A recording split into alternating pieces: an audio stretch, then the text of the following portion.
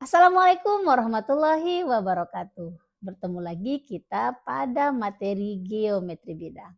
Sahabat geometri, pada video sebelumnya kita sudah membahas mengenai konsep dasar yang membedakan antara kekongruenan dan kesebangunan. Jika dua buah benda atau dua buah bangun memiliki bentuk dan ukuran yang sama, maka kedua buah bangun atau benda tersebut kongruen.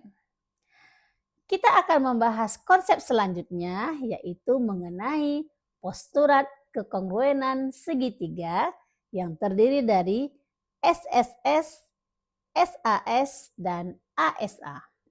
S di sini adalah side atau sisi, sedangkan A adalah angle atau sudut. Setelah menonton video ini, kalian diharapkan untuk bisa mampu mengidentifikasi dan menerapkan syarat-syarat kekongruenan segitiga dalam pembuktian matematika. Kita mulai dari postulat yang pertama, yaitu SSS atau side-side-side atau sisi-sisi-sisi. Perhatikan dua buah gambar segitiga berikut. Postulat ini berbunyi, jika ketiga sisi pada suatu segitiga sama dengan ketiga sisi pada segitiga lain, maka kedua buah segitiga tersebut kongruen. Artinya, tiga sisi pada segitiga pertama memiliki panjang yang sama dengan tiga sisi pada segitiga kedua. Pertanyaannya, mengapa hanya dengan mengetahui ketiga sisi kita sudah bisa memastikan kedua segitiga kongruen? Mari kita bayangkan. Misalkan kita mempunyai 3 batang kayu. Panjang batang pertama adalah 5 cm, batang kedua 6 cm, dan batang ketiga 8 cm. Sekarang kita ingin menyusun ketiga batang tersebut menjadi sebuah segitiga. Apakah masih mungkin kita membentuk segitiga lain dengan ukuran sisi yang sama tetapi bentuk yang berbeda? Jawabannya adalah tidak. Mengapa? Karena begitu ketiga panjang sisi sudah ditentukan, posisi titik ketiga otomatis menjadi tetap. Kalau kita mencoba menggeser salah satu titik sedikit saja, maka salah satu panjang sisi pasti berubah. Dengan kata lain, panjang ketiga sisi mengunci bentuk segitiga. Itulah alasan mengapa postulat SSS berlaku. Bukan karena kita menghafalnya, tetapi karena secara logis memang hanya ada satu kemungkinan segitiga yang dapat dibentuk. Mari kita visualisasikan. Sekarang kita lihat secara geometris. Misalkan sisi pertama sudah kita letakkan, dari ujung kiri kita buat sebuah lingkaran dengan jari-jari sama dengan panjang sisi kedua. Kemudian dari ujung kanan kita buat lingkaran kedua dengan jari-jari sama dengan panjang sisi ketiga. Perhatikan titik potong kedua lingkaran tersebut. Titik inilah yang menentukan posisi titik ketiga lingkaran. Karena titik tersebut sudah ditentukan oleh dua lingkaran, maka bentuk segitiga tidak dapat berubah lagi. Inilah alasan matematis mengapa postulat SSS selalu benar. Nah, itu dia visualisasi matematika mengenai postulat SSS. Sebelum kita lanjut ke postulat berikutnya, mari kita cek bersama pemahaman kita. Jika diketahui tiga sisi sebuah segitiga masing-masing memiliki panjang 7 cm, 9 cm, dan 12 cm, apakah masih mungkin dibuat dua segitiga yang berbeda dengan ketiga panjang sisi tersebut?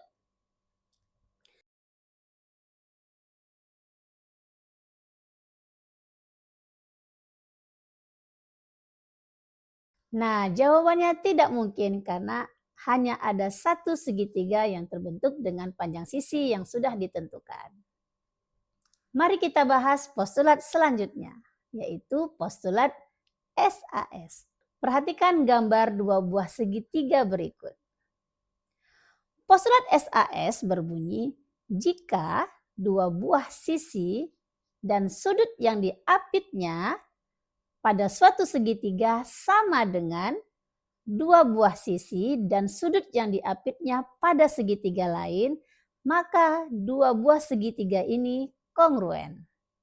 Nah, mungkin muncul pertanyaan, mengapa harus sudut apit? Mengapa tidak sudut yang lain?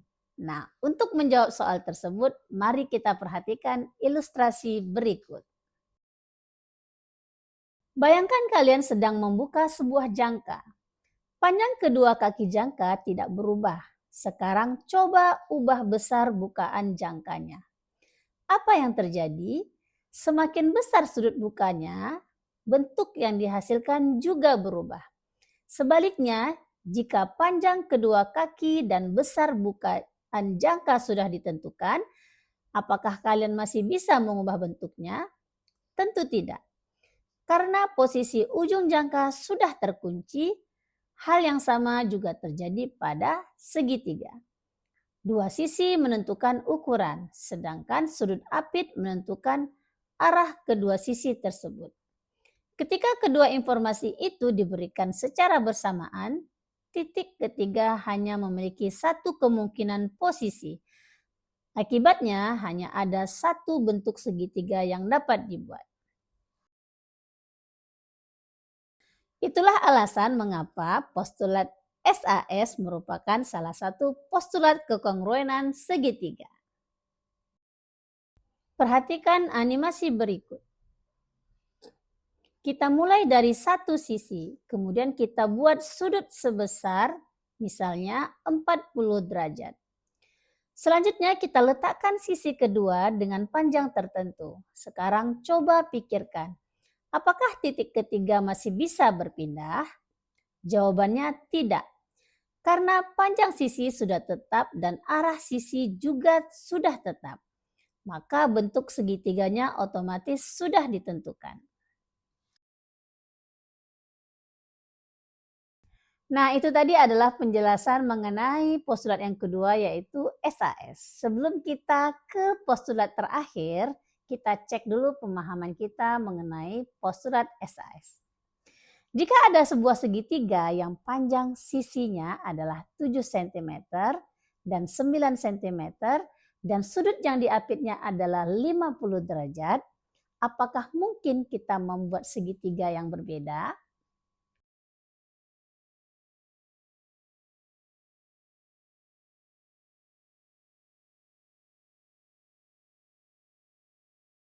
Jawabannya adalah tidak mungkin.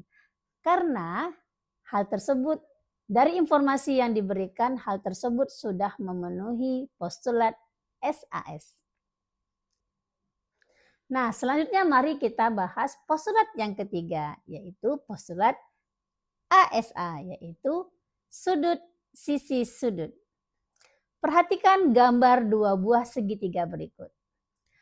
Postulat ASA berbunyi, jika dua buah sudut dan satu sisi yang merupakan kaki kedua buah sudut tersebut sama dengan dua sudut dan satu sisi yang merupakan kaki dua buah sudut tersebut pada segitiga yang lain, maka kedua buah segitiga tersebut kongruen. Mari kita bayangkan sebuah situasi sederhana. Misalkan kita sudah mengetahui besar dua sudut pada sebuah segitiga. Menurut kalian, apakah bentuk segitiganya sudah mulai terlihat? Ya, karena arah kedua sisinya sudah ditentukan. Sekarang kita tambahkan panjang sisi yang berada di antara kedua sudut tersebut. Apa yang terjadi? Panjang sisi itu akan menentukan besar kecilnya segitiga. Dengan demikian, baik bentuk maupun ukurannya menjadi pasti. Tidak ada lagi kemungkinan segitiga lain. Oleh karena itu, dua segitiga yang memenuhi syarat tersebut adalah kongruen. Mari kita perhatikan visualisasi berikut. Perhatikan animasi berikut. Mula-mula kita tentukan satu ruas garis. Kemudian pada kedua ujungnya dibuat sudut sesuai ukuran yang diketahui. Kedua sinar tersebut akhirnya bertemu pada satu titik. Titik pertemuan itu membentuk segitiga. Karena besar kedua sudut dan panjang sisi sudah ditentukan, maka posisi titik tersebut tidak mungkin berubah. Artinya hanya ada satu segitiga yang dapat dibentuk. Mari kita cek pemahaman kita mengenai postulat ASA.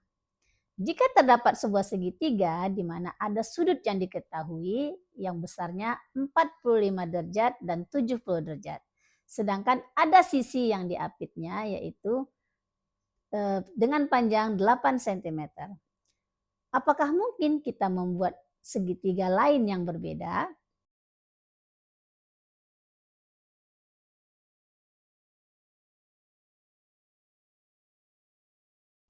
Jawabannya adalah tidak mungkin karena sudah memenuhi postulat ASA. Sebelum kita mengakhiri pertemuan kita pada hari ini, kita simpulkan terlebih dahulu.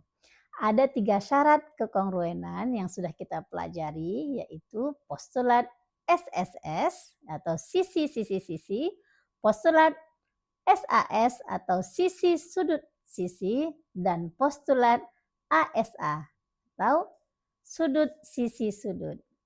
Nah, postulat-postulat ini akan kita gunakan pada pembuktian matematika atau pembuktian geometri yang lebih kompleks. Oleh karena itu, saya berharap kalian semua mau untuk mengulang-ulang materi dan mengerjakan soal-soal yang relevan dengan materi kita pada hari ini. Pada pertemuan berikutnya, kita akan membahas mengenai persyaratan kesebangunan dan perbandingan sisi pada segitiga. Sampai berjumpa pada video berikutnya. Semangat belajar. Assalamualaikum warahmatullahi wabarakatuh.